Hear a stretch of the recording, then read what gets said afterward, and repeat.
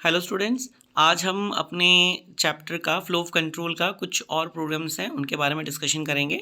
तो देखिए आपके पास सामने एक प्रोग्राम आ रहा है। अब ये प्रोग्राम जो हमारा बना है ये हमारी बुक एक्सरसाइज का है। तो अब देखो ये कैसे सॉल्व हो रहा है। ये आउटपुट बेस्ड है, इसका आउटपुट क्या आएगा ये हमें बताना है। तो देखिए सबसे पहले हमें देखिए क्या देखना है। हमारे पास एक वाइल कंडीशन यहाँ पर अप्लाई हो रही है, ठीक है। हमारा आई जो है 0 है और हमारा वाइल लूप में आई लेस देन 9 है। तो यानी कि और यहाँ पर आप आई देख रहे हो, दूसरा आई जो है हर बार 2 का इंक्रीमेंट कर रहा है। तो यानी कि हमारा जो लूप चलेगा वो चला कितना 0 2 4 6 और 8। ये लूप हमारा चलेगा जब भी आई हमारा चलेगा, आई जो चलेगा तो 2 का इंक्रीमेंट करेगा तो ये आउटपुट हमारा निकलेगा, ठीक है। मतलब ये होंगे। उसके बाद हर बार ये कंडीशन भी ट्रू होगी, डेफिनेटली ट्रू होगी कि 0 less than 9 true, 2 less than 9 true, 4 less than 9, 6 less than 9, 8 less than 9, ये सारी कंडीशन ट्रू हो जाएंगी। तो यानी कि ये सारी कंडीशन हमारी ट्रू होगी तो हमारा इफ़ कंडीशन चलेगा ही चलेगा। और जब भी आई हमारा जब चल रहा है, वाइल लूप हमारा चल रहा है, तो आई क्या कर रहा है, ये जो 0 2 4 6 8 है ये हमारी आई की वैल्यू भी हैं। तो यहाँ पर दे रखा है आई मॉड्यूल 4, यानी कि ये मॉड्यूल 4 होगा, ये भी मॉड्यूल 4 होगा, ये भी मॉड्यूल 4 होगा, ये भी मॉड्यूल 4 होगा और ये भी मॉड्यूल 4 होगा। इन सबका मॉड्यूल 4 होने पर आपके पास क्या आता है, देखो इन्होंने कहा कि इज इक्वल टू 0 अगर होता है तो देखो ये तो 0 ही है, ठीक है, इसका आएगा आंसर नहीं। 4 मॉड्यूल 4 बिल्कुल 0 रिमाइंडर होगा, यानी कि एक हमारा ये हो गया। फिर 6 वाला भी नहीं हो सकता और 8 वाला भी हमारा 0 है। यानी कि हमारे पास 4 और 8 वाली जो वैल्यूज़ हैं वो हमारे क्या हो रही हैं, यहाँ पर आप देखिए उसने कहा सम प्लस आई। तो देखो जब आई हमारा 4 था तब यहाँ पर भी 4 होगा, ठीक है। जब वो कंडीशन 0 होगी, मतलब जब वो बराबर होगी तो यहाँ पर 4 आएगा। 4 + 0 = 4, यानी कि सम के अंदर 4 की वैल्यू स्टोर होगी। फिर जब हमारा 8 वाला लूप चलेगा, यानी कि हमारा आई जब 8 होगा तो 4 + 8 = 12। हमारा प्रोग्राम सब कुछ चल गया, हमारा लूप टर्मिनेट हो गया, वाइल लूप कंडीशन, और लास्ट में हमारा सम जब आउटपुट देगा तो क्या निकलेगा 12। तो ये है आपका एक छोटा सा प्रोग्राम है, ठीक है। होप आपको क्लियर हो गया होगा। अब ऐसा ही एक प्रोग्राम आपको और है, आपकी बुक का ही है। इसमें इन्होंने कहा है कि हम आपको एक 5 एंट्रियाँ या 4 एंट्रियाँ आप करो, उनमें से ये पता करो कि क्या वो आपका मिनिमम और मैक्सिमम है कि नहीं है। तो देखो मैंने एक छोटा सा प्रोग्राम बनाया है। हमने सबसे पहले देखो क्या किया है, जो आपका n है इसको मैंने 5 डिक्लेयर। आप मतलब कि प्रोग्राम में ज़रूरी नहीं कि जो हम वैल्यूज़ दे रहे हैं वैसे ही करना, आप कोई भी वैल्यू डाल सकते हो ईजिली, ठीक है। तो फिलहाल मैं n की वैल्यू 5 डिक्लेयर कर रहा हूँ। तो आप यहाँ पर देख रहे हो mn और mx की वैल्यू n और n है। इसका मतलब दोनों की वैल्यू जो है मिनिमम और मैक्सिमम जो है वो 5 5 होगी। क्लियर।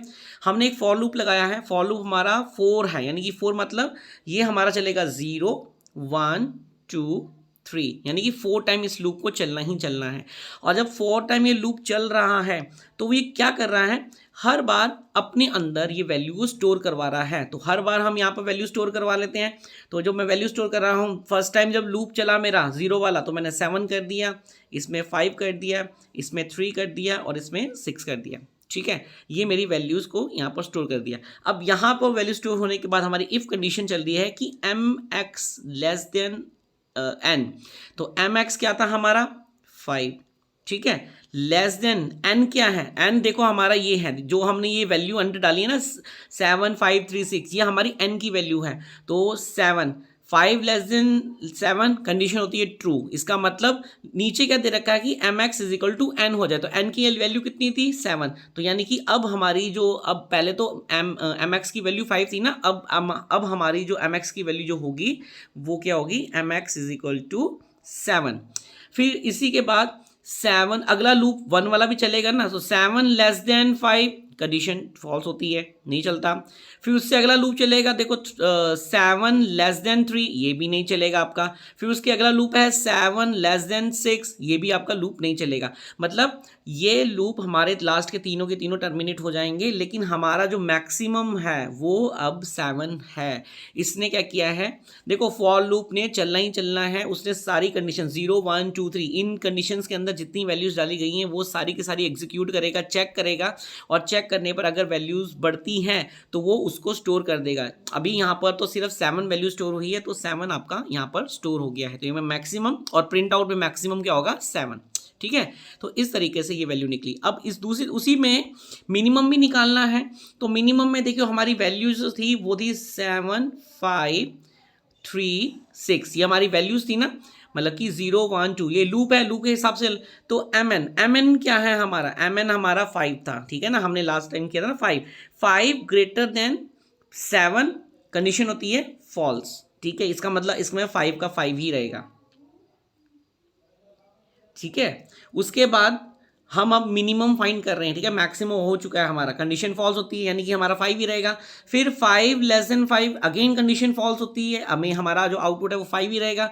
फिर 3 ग्रेटर देन 5, सॉरी कंडीशन मैंने गलत लिख दी, 5 ग्रेटर देन 3 कंडीशन होती है ट्रू।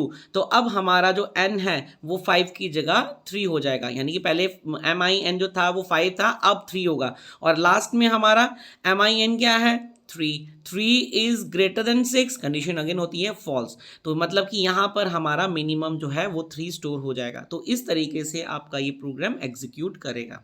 होप आपको क्लियर हो गया होगा। ठीक है, ये 2 प्रोग्राम आपकी बुक के ही हैं, आप अच्छे से इनको अंडरस्टैंड करो, समझो, और आपको पैटर्न भी फॉलो करना है, ध्यान रखना इस चीज़ का। ठीक है, तो ये एक छोटा सा प्रोग्राम है, आपको इनको देखना है, समझना है। ठीक है, ओके।